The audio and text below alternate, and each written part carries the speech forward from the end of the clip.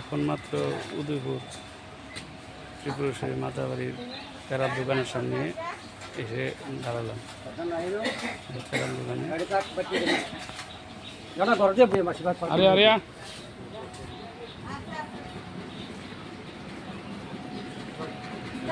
জুতাটি করে রাখতাম গো মাসি, জুতাটি না হ্যাঁ হ্যাঁ হ্যাঁ আরো দুটা গাড়ি আছে